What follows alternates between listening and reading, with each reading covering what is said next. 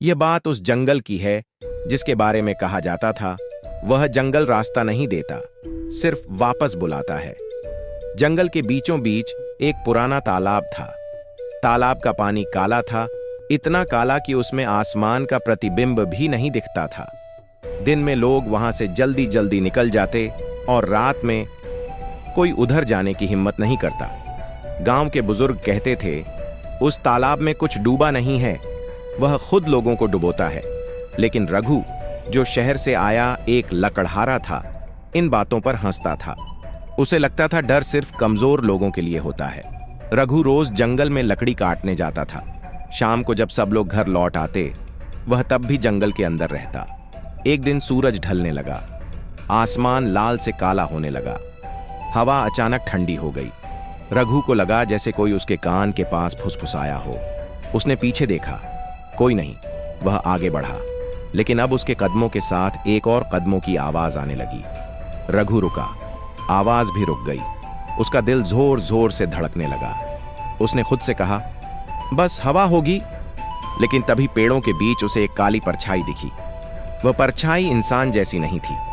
उसके हाथ बहुत लंबे थे और उसका शरीर जमीन को छूता हुआ चल रहा था। रघु ने चिल्लाकर पूछा, कौन है? जवाब में पूरा जंगल चुप हो गया। फिर एक भारी टूटी हुई आवाज आई, तू रोज आता है, आज रुक क्यों गया? रघु डर के मारे भागा, लेकिन रास्ता बदलने लगा। जो पगडंडी वह रोज इस्तेमाल करता था, वह घूमकर उसे उसी जगह वापस ले आई। भागते भागते वह तालाब के किनारे पहुंच गया। तालाब, जो सालों से सूखा बताया जाता था, आज उसमें काला पानी लहरा रहा था। पानी के अंदर कुछ हिल रहा था। धीरे धीरे पानी के भीतर से वही परछाई बाहर निकलने लगी। अब वह पूरी तरह दिख रही थी। उसके चेहरे पर आंखें नहीं थीं, सिर्फ एक खुला मुंह जो लगातार हंस रहा था। उसने कहा, जो इस जंगल में देर तक रहता है, वह मेरा हो जाता है। रघु पीछे हटने लगा, लेकिन उसके पैर कीचड़ में धंसने लगे। उसने मदद के लिए चिल्लाना चाहा, लेकिन उसकी आवाज उसके गले में ही फंस गई। परछाई उसके बिल्कुल पास आ गई। उसका ठंडा हाथ रघु के कंधे पर पड़ा और तभी पूरा जंगल अंधेरे में डूब गया। अगली सुबह गांव वाले तालाब के पास पहुंचे।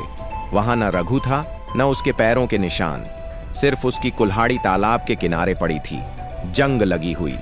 और आज भी जब कोई उस जंगल में रात को जाता है, तो तालाब से एक आवाज आती है, तू भी देर से आया है। लेकिन कहानी वहां खत्म नहीं हुई। जिस रात रघु गायब हुआ, उसके अगले दिन जंगल में कुछ बदल गया।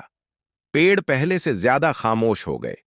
पक्षियों ने उस रास्ते पर उड़ना बंद कर दिया और तालाब का पानी अब दिन में भी काला ही रहता था। गांव वालों ने तय किया कि कोई भी उस जंगल में नहीं जाएगा, लेकिन डर हमेशा किसी न किसी को खींच ही लेता है। कुछ दिनों बाद मोहन नाम का एक चरवाहा अपनी भेड़ों को ढूंढते ढूंढते उसी जंगल के अंदर चला गया। शाम होते होते उसे लगा जैसे जंगल बहुत जल्दी अंधेरा हो गया हो। मोहन ने महसूस किया कि हवा में एक अजीब सी बदबू है, गीली मिट्टी और सड़े पत्तों की। तभी उसे जमीन पर कुछ पड़ा दिखा। वह झुका। वह रघु की कुल्हाड़ी थी, लेकिन उस पर ताजा कीचड़ लगा था। मोहन का दिल बैठ गया। उसने कुल्हाड़ी उठाई और तभी उसे लगा कोई उसकी गर्दन के पीछे सांस ले रहा है, धीरे, बहुत धीरे। उसने पीछे मुड़ने की हिम्मत नहीं की। अचानक तालाब की तरफ से पानी के हिलने की आवाज आई। मोहन ने देखा, तालाब के काले पानी में परछाइयां बन रही थीं। एक नहीं, कई। पानी से धीरे धीरे कई काले साए बाहर आने लगे। उनके शरीर अलग अलग थे, लेकिन सबके चेहरे एक जैसे, बिना आंखों के, खुले मुंह के साथ। एक साया बोला, रघु अकेला नहीं था। मोहन के हाथ से कुल्हाड़ी गिर गई। उसके पैर जकड़ गए। साए एक एक करके उसके पास आने लगे। तभी मोहन ने देखा, उन साइयों के शरीर में उसे कुछ जाना पहचाना लगा। किसी के कपड़े गांव जैसे थे, किसी के हाथ में टूटी हुई लाठी थी, किसी के पैरों में पुरानी चप्पलें।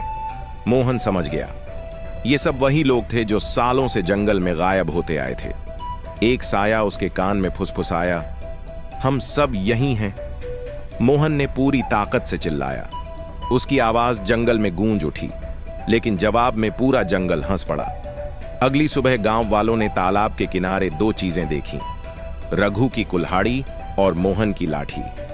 अब गांव में कोई भी उस जंगल का नाम नहीं लेता, लेकिन कहते हैं अगर कोई रात में बहुत ध्यान से सुने तो हवा में आज भी एक साथ कई आवाजें आती हैं।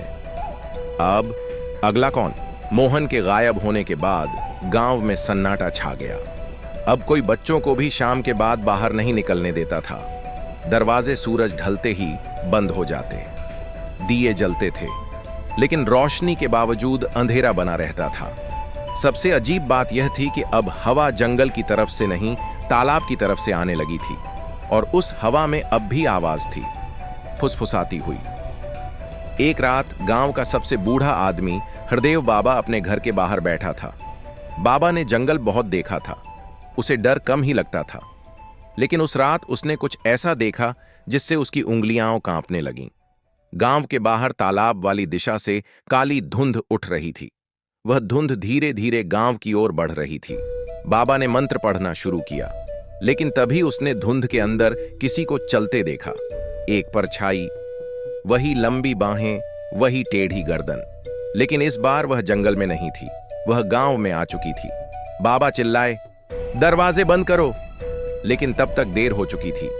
उसी रात गांव के कई घरों में एक ही सपना आया। सबने देखा वे सूखे तालाब के किनारे खड़े हैं और पानी से काले साए निकल रहे हैं। सुबह हुई, एक बच्चा अपनी चारपाई पर नहीं था, चारपाई पर सिर्फ गीली मिट्टी थी। अब गांव में लोग समझ गए थे, साया सिर्फ बुलाता नहीं, पीछा भी करता है। हरदेव बाबा ने सबको इकट्ठा किया। उसने बताया, यह साया किसी एक इंसान का नहीं है, यह उन सबकी आत्माओं से बना है जो डर कर भागे और लौट कर नहीं आए।